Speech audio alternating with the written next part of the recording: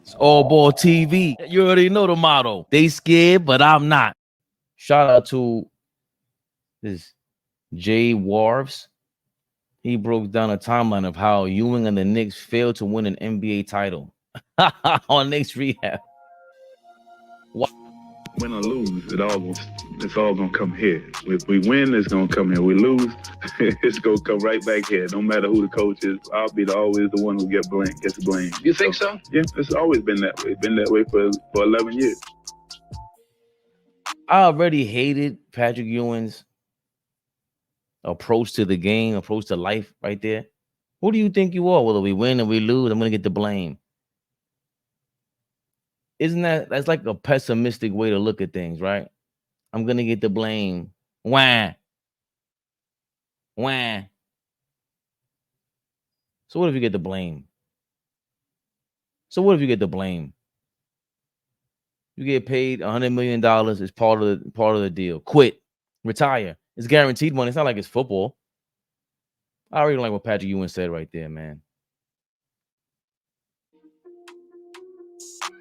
And by the way, I hold Patrick Ewing down. I'm always the one that holds him down no matter what. I'm always holding Patrick Ewing down in the recent era, in the current era, because back in the day, there was a time period in the 90s we caught so much slander as Knicks fans with the 1 point against the Pacers, the missed finger roll, that it was like we were an easy target and people would just shun us. So for a while, we started just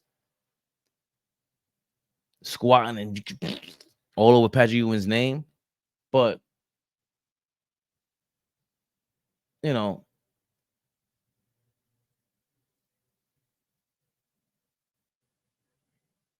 what does that mean, Keith? I have 2 feeds going. I like them both.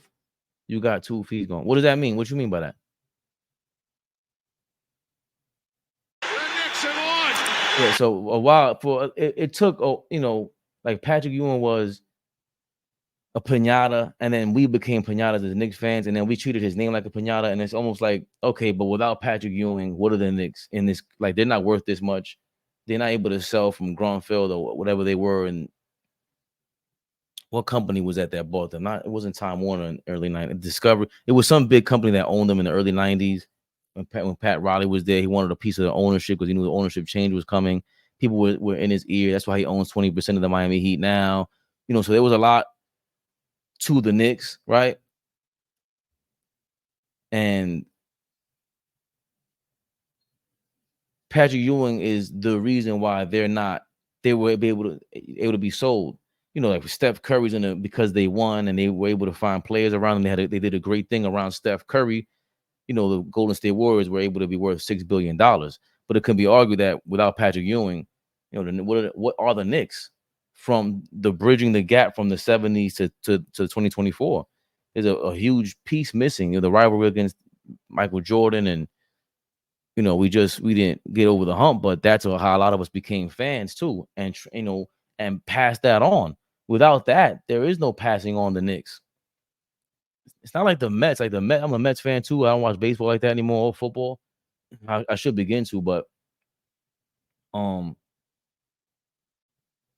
the Mets, they had the city on smash in the 80s, like the Knicks did in the 90s. I mean, in the 70s, but they never had. There's no bridging. There's no star player like Jeter with the Yankees, like all these legends that played for the Yankees. Remember, the Yankees stunk in the 80s.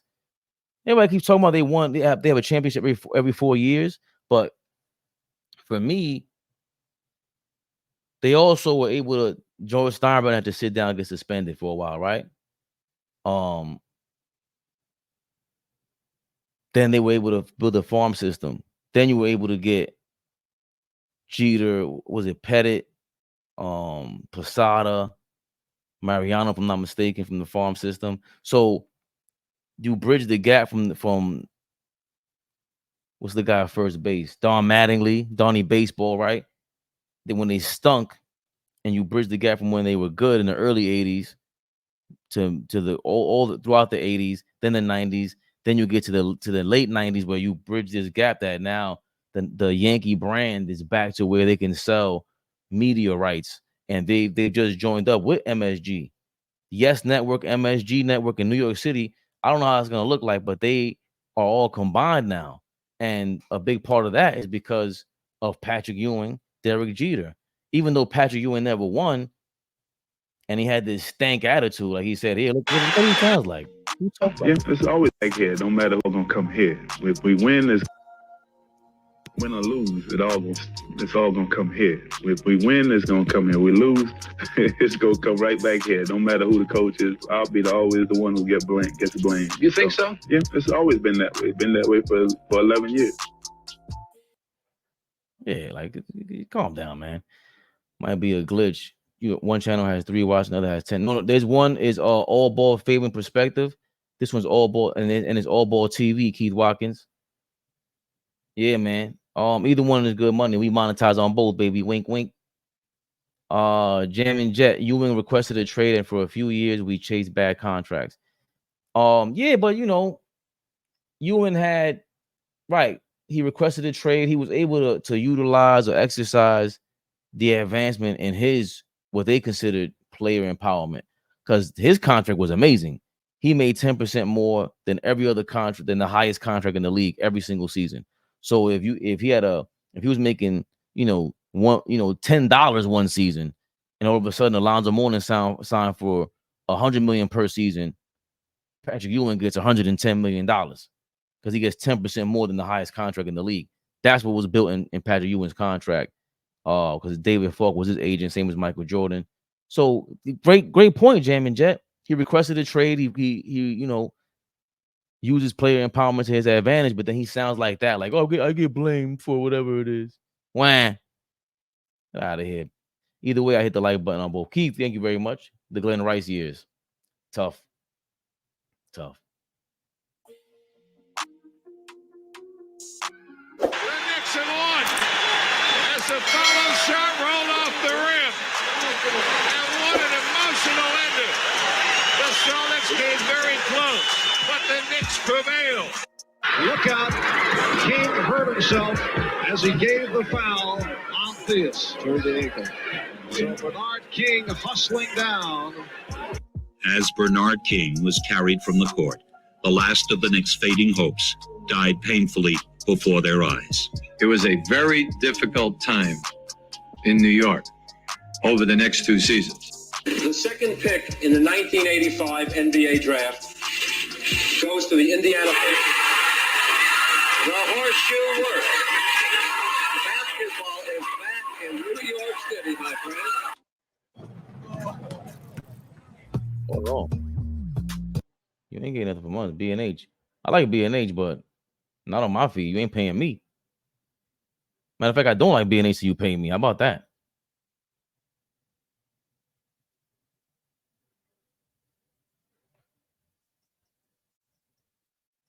Differently, and here's David Stern with the announcement. First pick, select Patrick Ewing.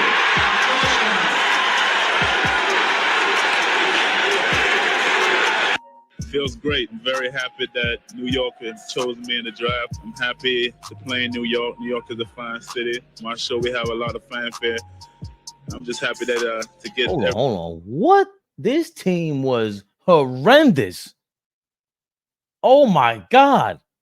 The only one I remember, Trent Tucker and Darryl Walker, Ernie Grunfeld, because he worked for them. Nah, come on, somebody gotta explain this.